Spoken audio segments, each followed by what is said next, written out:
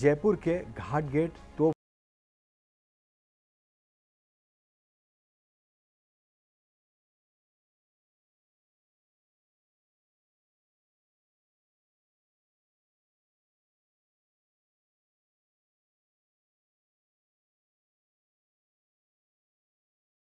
कि इन्हें अस्पताल ले जाना पड़ा।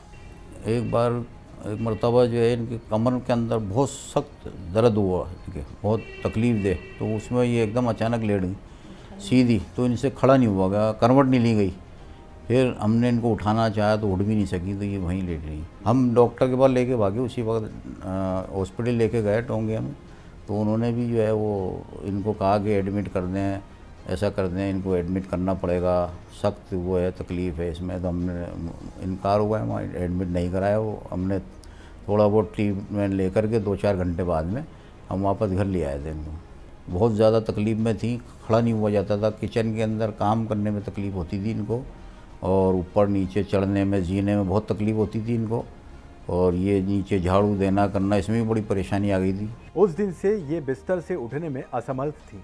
2 मिनट तक बैठने में भी इन्हें मुश्किल होती थी। फर्श पर बैठकर उठने में भी समस्या थी। इसके अलावा 3 साल पहले इन्हें घुटनों की तकलीफ ने भी जकड़ लिया और घुटनों के दर्द के कारण इनका सीढ़ियों पर भी चढ़ना असंभव हो गया था। 9 साल से कमर और घुटनों की तकलीफ ने इन्हें पूरी तरह से तोड़कर रख दिया था। बैठ जाती थी नीचे तो उठना मुश्किल हो जाता था। कभी तो इतना होता था कि मैं रोना लग जाती थी। मैं नमाज भी बैठ के पढ़ती थी, खड़े होके पढ़ना मुश्किल हो गया था मेरे लिए। कमर में टूप लगाते थे, तेल लगाते थे, मालिश करते थे, उससे मुझे आराम मिलता था। थोड़े दिन बाद फिर वही शुरू हो जाता था मेरे दर्द। 9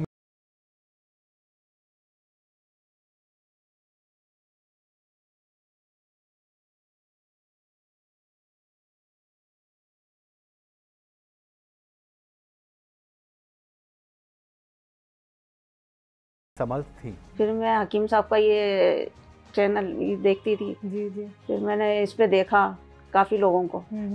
फिर मैंने उनसे ये दवा मंगाई हकीम साहब से।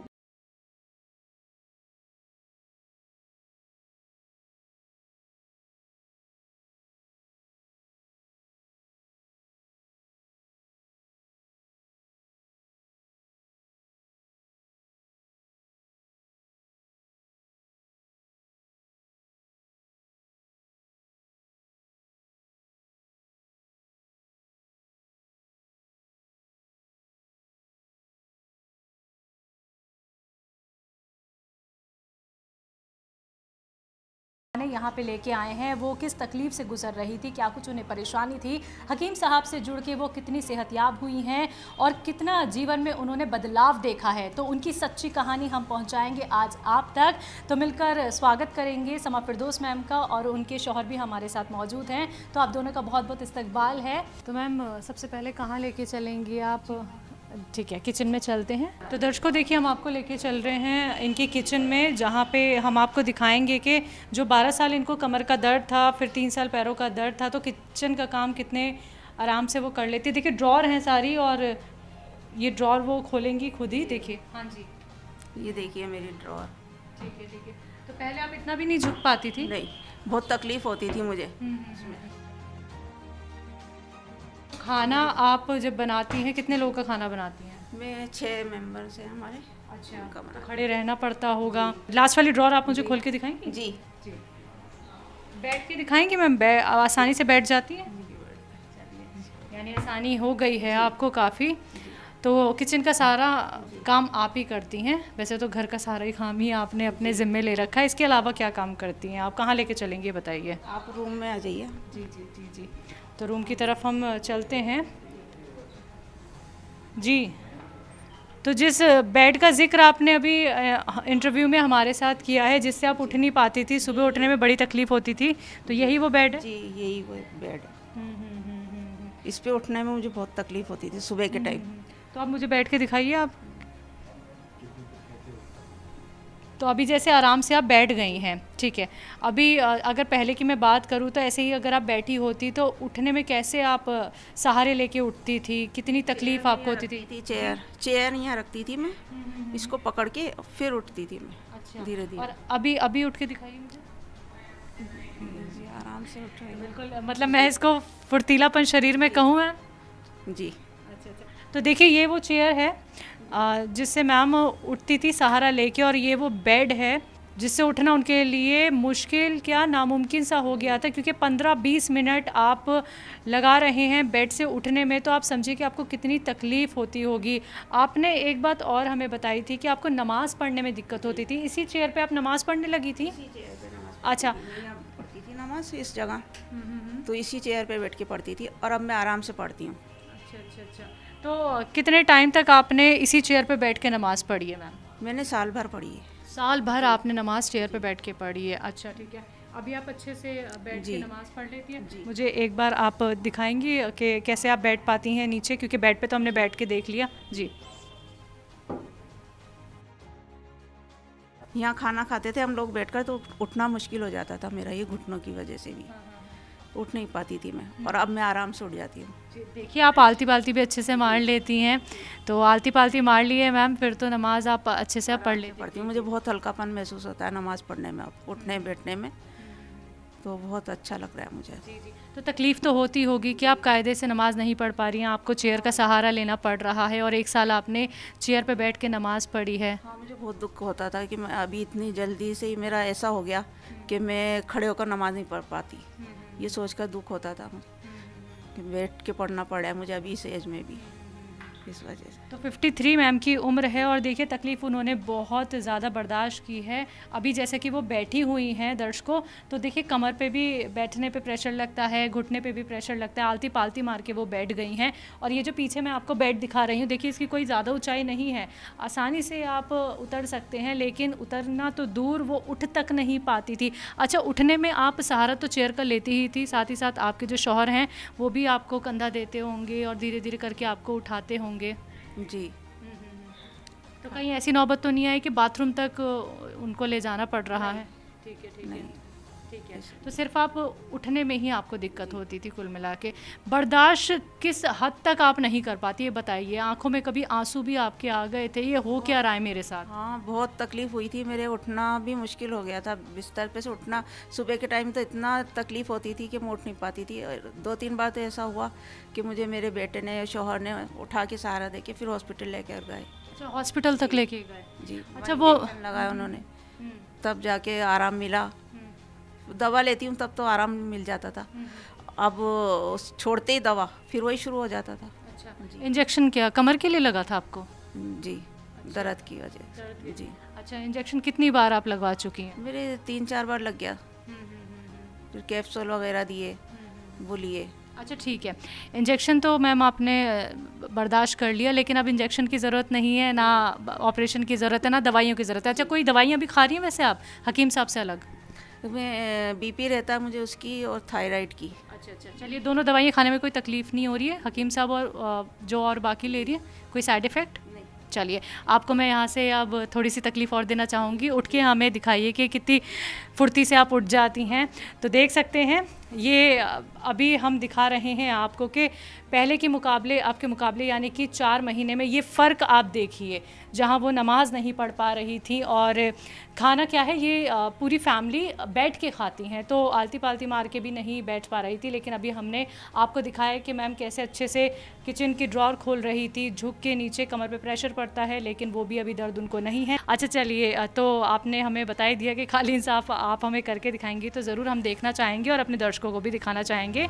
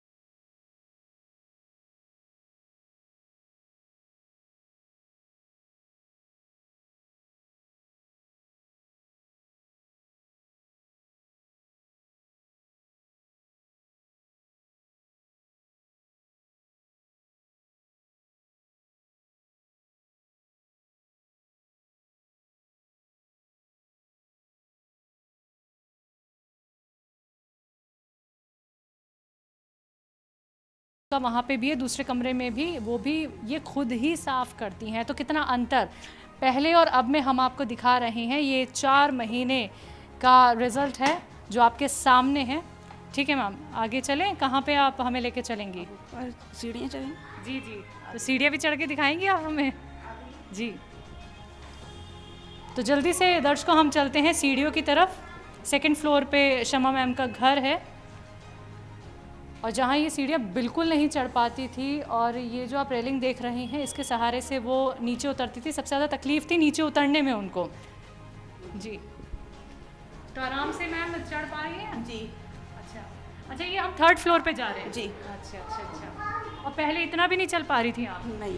तो मैम जब आपको काम होता था ऊपर और आपका मन नहीं होता था कि सीढ़ियाँ चढ़ूं क्योंकि तकलीफ़ बहुत ज़्यादा बढ़ जाती है, तो अभी किसी तरीके का ऐसे मन में कोई ख्याल तो नहीं आता कि ऊपर चढ़ूं या ना चढ़ूं? नहीं। ठीक है, आपने अभी हमें बताया कि आपको सीढ़ियाँ उतरने में ज़्यादा तकलीफ़ होती थी। चलिए हम चढ़ तो लिए, लेकिन अब मैं उतरते हुए भी आपको यहाँ पे देखना चाहूँगी कि कितनी आसानी हो गई है, कितना अब आपको दर्द कम होने लगा। तो आप देख सकते हैं सीढ़ियाँ यहाँ पे ये उतर रही हैं। तो ये ज़िंदगी में बहुत बड़ा बदलाव है। देखिए 2 से 3 साल से उनको घुटनों की परेशानी थी, लेकिन अब आसानी से नीचे उतर रही हैं। गॉनसिया का जिसका इस्तेमाल किया शमा मैम ने, और देखिए 4 महीने में वो अपने काम अब खुद करने लगी हैं। सीढ़ियाँ चढ़ना मामूली बात नहीं है, बहुत दर्द होता है, बहुत तकलीफ़ होती है, लेकिन जो 90% उनको आराम मिला है वो हम भी यहाँ पे देखने उनके घर पे आए और आपको भी हम दिखा रहे हैं कि गॉनसिया से उनको कितना रिलीफ मिला है। आपको परेशानी क्या थी? बस मेरे सुबह ही बता रही हूँ, सुबह उठते ही मेरे पेन होता था कमर में, उठा नहीं जाता था, सुबह ही एकदम खड़ा नहीं हुआ जाता था। फिर थोड़ा टाइम होता जाता, फिर उसके बाद दोपहर तक सही होता था मेरा ये दर्द। तो बहुत साल हो गए थे मुझे ये तकलीफ होते हुए, 12-1 साल हो गए मुझे। कहाँ पे? कमर में? जी, कमर में 12-1 साल से ये तकलीफ थी। और कमर के अलावा? और घुटनों में तो अभी मेरे 3 साल से थी। बैठ जाती थी नीचे तो उठना मुश्किल हो जाता था। अच्छा। बैठ के नीचे खाना वगैरह खाते थे हम लोग, तो उठना मुश्किल हो जाता, उसके बाद खड़ा होना। अच्छा, ये जो कमर की तकलीफ आपकी 12 साल पुरानी, फिर 3 साल आपके घुटनों में परेशानी आ गई, तो आपको पता चला कि ये हुआ कैसे? और ये दर्द आपका बहुत ज़्यादा होता था, बर्दाश्त नहीं कर पाती थी क्या? बर्दाश्त नहीं होता था मुझे, कभी तो इतना होता था कि मैं रोना लग जाती थी। जलन होती थी कमर में, बहुत दर्द के अलावा जलन भी होती थी। इतनी तकलीफ थी मेरे। वजह क्या रही? वजह डॉक्टर्स को दिखाया, उन्होंने ये कहा कि वजन मत उठाओ, इससे स्वेलिंग आ जाती है आपके, तो उसका ध्यान रखो आप।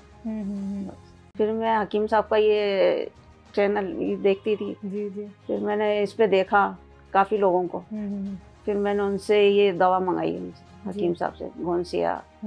फिर मैं ये लेने लगी 2 साल से, तो अब मुझे आराम है। अच्छा, इस पूरे घर का काम जो है आप अकेले करती हैं? मैं अकेले करती हूँ। अच्छा, आपने कोई काम वाली नहीं लगा रखी? जी, मुझे पसंद भी नहीं है काम वाले। अच्छा, वो सही काम होता नहीं है। तो घर के छोटे बड़े सारे काम आप खुद करती हूँ। तो ये दर्द इतनी ज़्यादा आपको परेशान कर रहा था, दर्द आपको कमर में हो, पैरों में हो, तो फिर कैसे आपने चीज़ों को मैनेज किया मैम? और आपके पति ने आपका कितना साथ निभाया, क्योंकि घर का पूरा काम आप खुद करती हैं? जी, बस उन्होंने मेरा साथ बहुत देते थे। मेरे कमर में टूप लगाते थे, तेल लगाते थे, मालिश करते थे, उससे मुझे आराम मिलता था जिस दिन वो लगाते थे।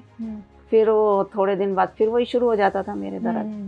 मैं नमाज भी बैठ के नहीं पढ़ पा रही थी, बैठ के पढ़ती थी, खड़े होके पढ़ना मुश्किल हो गया था मेरे लिए, चेयर पे बैठ के पढ़ती थी। अब अल्लाह का शुक्र है। ठीक है जी। तो और क्या क्या नहीं कर पा रही थी ये भी बताइए। मैं एक तो प्रेस बैठ के मैं खुद पूरे अपने हस्बैंड की, मेरे कपड़ों पे प्रेस भी मैं खुद ही करती हूँ, खुद ही करती हूँ जी। तो ये काफ़ी देर हो जाती थी बैठ के, तो खड़ा होती थी उस टाइम प्रेस करने की, तो उठना मुश्किल हो जाता था।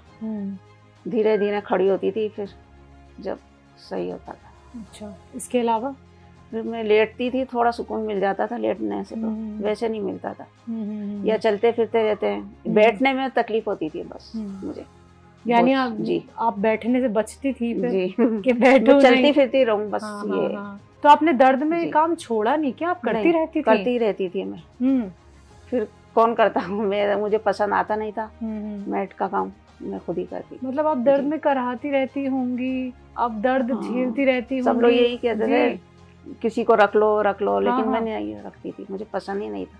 मुझे अपना काम खुद ही करना अच्छा लगता है, तो मैं खुद ही करती थी पूरी डस्टिंग सब। क्या क्या काम करती है ये, मतलब डस्टिंग भी, किचन होती वगैरह है सब घर में की? खुद, अलमारी किचन की, फैन वगैरह ये सब मैं करती थी खुद। मतलब आप ये फैन ऊपर चढ़ जी, के खुद जी। साफ करती हैं? और आज भी मैं खुद करती हूँ। अच्छा जी, तो आपके घर के जो सामान है काफी ऊंचाई पे भी रखे जी। हुए हैं, तो सब इनकी मैं चढ़ डस्टिंग। के सब मैं कर लेती हूँ ऊपर चढ़ के। अच्छा, जी। तो हकीम साहब के बारे में कैसे पता चला? किसी से मशवरा लिया नहीं, था? मैं ऐसे ही बैठे बैठे देख रही, तो आ गया था हकीम साहब का एकदम चैनल, तो मैंने उस पे देखा। तो फिर मैंने भरोसा देखे। कैसे हुआ? कई लोगों को देखा ना उस पे, अच्छा। चैनल पे। हम्म, फिर मैंने सोचा लेके देख लेती हूँ मैं भी एक बार। फिर मैंने मंगाया उनसे, तो मुझे आराम है। तो घर में भी बातचीत की आपने कि मुझे इनकी दवाई का इस्तेमाल करना मैं है? अब और लोगों जी। को भी बता रही हूँ मैं, और लोगों को भी बताती हूँ, अपनी भाभी वगैरह को, बहनों को। तो वो लोग भी, हमारी मम्मी ने भी मंगाई है, वो भी ले रही हैं, उनको भी आराम है। घुटनों में बैठी रहती हैं, वो चला नहीं जाता ना, तो उनको भी आराम है, वो भी ले रही हैं। जी। तो कितने टाइम में आपको हकीम साहब की दवाई का असर लगना शुरू हुआ, और दवाई आपने कौन सी ली है मैम?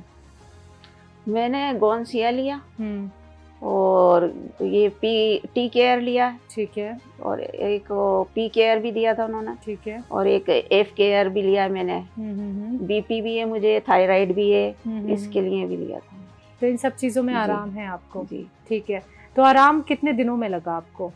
ये अब मैं बता रही हूँ ना, अभी 5-6 महीने से आराम है मुझे। अच्छा, जब आपको इतना दर्द था मैम, तो शरीर भी कहीं ना कहीं सुस्त हो जाता है, सुस्त, ताकत खत्म हो जी। जाती है शरीर में, तो आलसीपन ऐसा आता था, बस उठने में बैठने में दिक्कत होती थी ना, दर्द की वजह से, तो बस लगता था बैठी रहूं या लेटी रहूं। उम्र कितनी है आपकी? 53। तो पहले जो आपकी जिंदगी थी, दर्द से जो आप लड़ रही थी, दर्द इतना बर्दाश्त आप कर रही थी, तो आपको क्या लगता था कि ज़िंदगी बोझिल सी हो गई है, या फिर कैसे कैसे ख्याल मन में आते थे? क्योंकि जब सुबह, वो जो सुबह होती थी जी, सुबह का वो जो टाइम होता था जब आप उठना चाहती थी लेकिन आप उठ नहीं पा रही थी बेड से, 15-15 अल्लाह से यही 20 दुआ मिनट मांगती देती थी, अल्लाह ताला मोहताज नहीं बनाए किसी का, हम्म, बस मुझे अल्लाह ताला अपना मोहताज बना के रखे, किसी मखलूक का मोहताज नहीं बनाए, बस यही दुआ रहती थी अल्लाह से, यही दिन रात मांगती थी कि किसी के ऊपर बोझ नहीं बनूं मैं कभी। हकीम साहब के बारे में जैसा कि आपको पता चला और उनकी गोनसिया का आपने इस्तेमाल किया है, तो अभी कैसा महसूस करती हैं आप? वो अंदर से कितनी खुशी होती है? क्योंकि आपने काफ़ी दर्द झेला है मैम। मैं तो कमर की बात करूँ तब मुझे लगता है इतनी देर आप बैठ नहीं सकती होंगी, और अगर आप बैठ गई और मैं आपसे कहती कि तुरंत खड़े होकर मुझे दिखाइए, तो आप खड़ी भी नहीं हो पाती। अब तो मैं बोल रही हूँ ना, बहुत रिलीफ है मुझे, बहुत आराम मिल रहा है मुझे। अब तो मैं खड़ी भी हो जाती हूँ, नीचे से भी खड़ी हो जाती हूँ। शुक्रिया मैम, हम हकीम साहब पे इतना भरोसा करने के लिए, और जैसे कि आपको देखिए हमें बहुत अच्छा